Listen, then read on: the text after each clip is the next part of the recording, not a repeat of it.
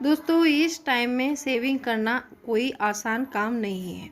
आपको जो भी सैलरी मिलती है उसमें से सेव करना बहुत मुश्किल काम है। पैसा कमाने से ज़्यादा हमें फोकस बचाने पर करना चाहिए।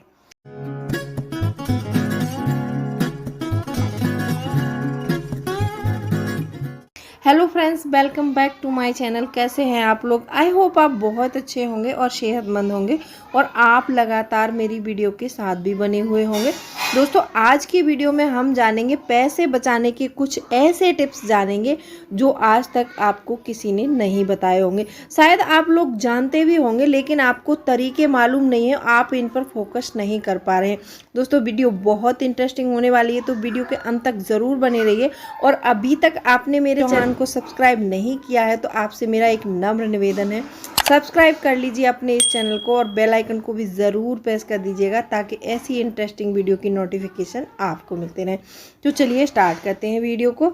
सबसे पहला पॉइंट मेरा ये है कि आप अपने आप को सेविंग करने का कोई वैलिड रीज़न दीजिए। वैलिड रीज़न से मतलब है मेरा कि आप अपने आप को कोई ऐसा रीज़न दीजिए, जैसे मान लीजिए एग्जांपल के लिए मैं बताती हूँ, आप कोई नया हाउस ख़रीदना चाहते हैं या नई गाड़ी ख़रीदना चाहते हैं, उसके लिए आपको सेविंग करनी है और आप नहीं कर पा रहे हैं। आपके बहुत सारी ऐसी चीज़ें होती हैं कि जो आप उनकी वजह से सेविंग नहीं कर पाते हैं। जैसे मान लीजिए आप कभी बाहर खाना खाने का सोचते हैं, तो अगर आप खाना बाहर खाएंगे या बाहर से ऑर्डर करेंगे तो कम से कम आपके 500 रुपये चले जाएंगे उस खाने में। और 500 रुपये चले जाएंगे तो इसका मतलब ये है कि वो आपको आपकी सेविंग से तो आप दूर ऐसे ले जा रहा है। कभी भी सेविंग नहीं कर पाएंगे। तो आपको उसको खाने को बाहर ऑर्डर ना करके आप उसको घर में बनाएं और अपना बहुत सारा पैसा आप सेव कर सकते हैं। सेव तभी कर पाएंगे जब आपके पास कोई गोल होगा, आपका ड्रीम होगा, आपको अपना कोई ड्रीम पूरा करना है तो आप ज़रूर सेव करेंगे। तो आपके पास सेविंग ना करने का बहाना नहीं होना चाहिए, आपको अपने आप को एक रीज़न ज़रूर देना है। दूसरा पॉइंट मेरा ये है कि पे योर सेल्फ फर्स्ट। आप पहले अपने आप को पे कीजिए। आप अपने आप को पे करने से मेरा मतलब है, बहुत सारे लोगों को कहते हुए सुना होगा कि मतलब वो क्या करते हैं कि जैसे पहले सैलरी आएगी, उनकी एक मंथ में सैलरी आती है, उसके बाद पहले वो सारे अपने खर्चे करते हैं। खर्चे करने के बाद जो पैसा बच जाता है वो उसको सेव करने की कोशिश करते हैं। तो दोस्तों उस तरह से हमारी सेविंग नहीं हो पाती है। हमको सबसे पहले क्या करना है, आप जब सैलरीड क्लास है तो आपको क्या करना है कि आपको सैलरी आते ही आपका एक तो सैलरी वाला अकाउंट होगा। एक मैंने 3 अकाउंट वाला वीडियो बनाया है, उसको आप देख सकते हैं, उसमें पैसे कैसे मैनेज करना बताया है मैंने आपको। चलिए आते हैं पॉइंट पर। तो आपको क्या करना है कि 2 अकाउंट रखने हैं और एक अकाउंट अपना सेविंग अकाउंट अलग रखना है, जिसका कोई ना कार्ड होगा, ना एटीएम कार्ड होगा, ना डेबिट कार्ड, कुछ भी नहीं होगा उसका।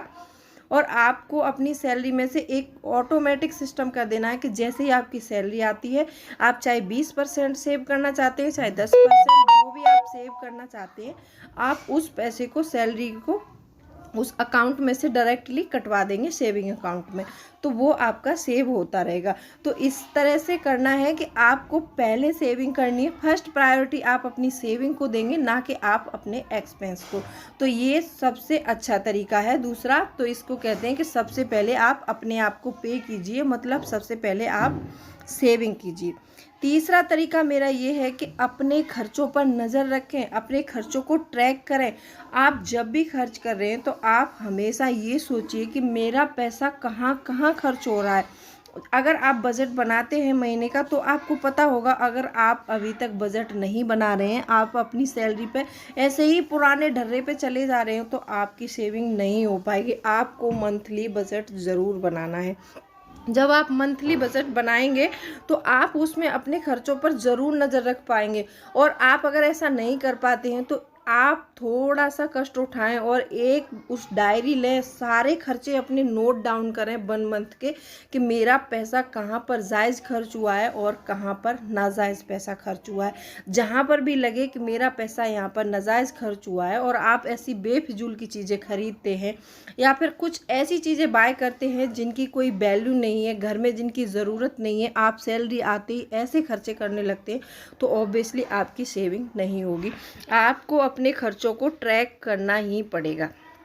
चौथा पॉइंट मेरा ये है, अपने खर्चों पर कंट्रोल करें। जैसे मान लीजिए आप पार्टी करने के शौकीन हैं या आप घूमने के शौकीन हैं और आपको अपना घर भी बनाना है। दोस्तों यहाँ बात हो रही है अपने खर्चों को कंट्रोल करें। खर्चे कैसे कंट्रोल होंगे इस बात का भी समझना बहुत ज़रूरी है। अब आप सोचते हैं कि दिन भर हम पार्टी भी करें और खर्चे कंट्रोल भी कर लेंगे, तो ऐसे खर्चे कभी कंट्रोल नहीं होते। धीरे धीरे हर चीज़ की आदत बनानी पड़ती है। जैसे आप सेविंग नहीं करते हैं तो आपको धीरे धीरे सेविंग की आदत बनानी है और अपने खर्चों को ऐसे कंट्रोल करना है। मान लीजिए आप कहीं मॉल में या कहीं भी बाज़ार में घूमने जाते हैं, आपको कोई सन ग्लासेस है जिनकी कीमत 1000 रुपये है और आप उनको ख़रीदना चाहते हैं। आप मंथ में 30,000 रुपये कमा रहे हैं, तो क्या आप एक दिन की कमाई आप उस सन ग्लासेस पे खर्च करेंगे? जो आपकी सेविंग को बिगाड़ सकती है और आपके घर के बजट को भी बिगाड़ सकती है। तो आपको ऐसा नहीं करना है। आपकी चीज़ें जो भी आप अफोर्डेबल हो सकती है वो चीज़ें खर्च करें।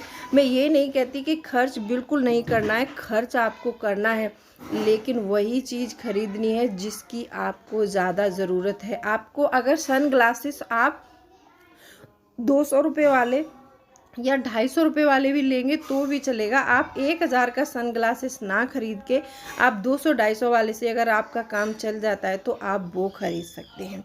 5वां पॉइंट मेरा ये है कि कर्ज से हमेशा दूर रहें। अब चाहे वो कोई भी कर्ज हो सकता है, चाहे आप डेबिट कार्ड से ले सकते हैं, चाहे क्रेडिट कार्ड से खर्च कर रहे हैं, चाहे आप किसी से पर्सनली ले रहे हैं। कर्ज लेना आसान होता है, लेकिन दोस्तों जब हम उस कर्ज को भरने की बारी आती है तब हमें बहुत मुश्किलें झेलनी पड़ती हैं। बहुत से लोग क्या करते हैं कि क्रेडिट कार्ड से पूरे महीने खर्च करे ही जाएंगे, लेकिन उनको यही नहीं पता कि हमारे क्रेडिट कार्ड का कितना बिल हो गया और कौन सी तारीख को हमें भरना है।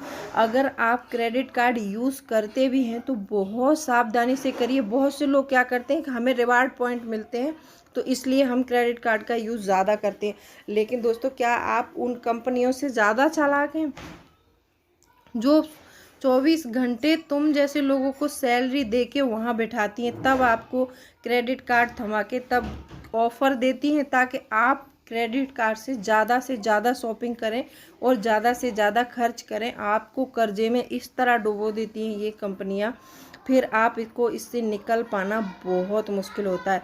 दोस्तों इनका आपने इंटरेस्ट भी देखा होगा। जब पैसे आप टाइम से पे नहीं कर पाते हैं तो 30-30, 40-40% का इंटरेस्ट लगाती हैं आपके ऊपर, ये पेनल्टी लगती है, तब जाके इनसे कितना पैसा हो जाता है हमारा। और कर्जा कोई भी हो, चाहे छोटा हो चाहे बड़ा हो, कर्जा हमें किसी भी हालत में नहीं लेना है।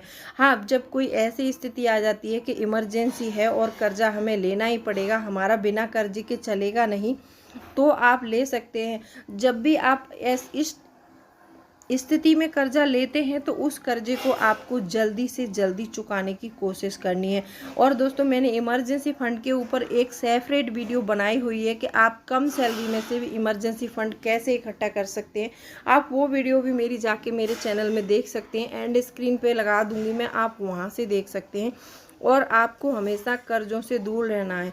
हाँ दोस्तों, एक बात मैं ज़रूर कहना चाहूँगी, अगर आप कर्जा लेते हैं और कर्जा लेने के बाद आप कोई एसेट खरीद रहे हैं, जैसे मान लीजिए आपने कर्जा लेके कोई गाड़ी खरीद ली, तो उस गाड़ी को आपने उबर या ओला में लगा दिया, तो आपसे उसका पैसा आएगा और आप आसानी से लोन चुका सकते हैं। या फिर जिससे किसी से पर्सनली ले रहे हैं तो उससे भी आप दे सकते हैं, मंथ की किस्त बना के दे सकते हैं, आप इकट्ठा करके दे सकते हैं।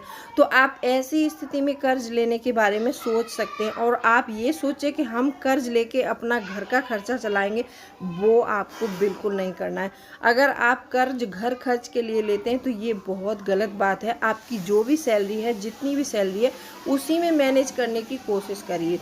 दोस्तों वीडियो पसंद आई हो तो वीडियो को लाइक कर देना, और अभी तक आपने मेरे चैनल को सब्सक्राइब नहीं किया है तो आपसे मेरा एक नम्र निवेदन है, सब्सक्राइब करिए अपने इस चैनल को और बेल आइकन को भी ज़रूर प्रेस कर दीजिएगा ताकि ऐसी इंटरेस्टिंग वीडियो की नोटिफिकेशन आपको मिलते रहे।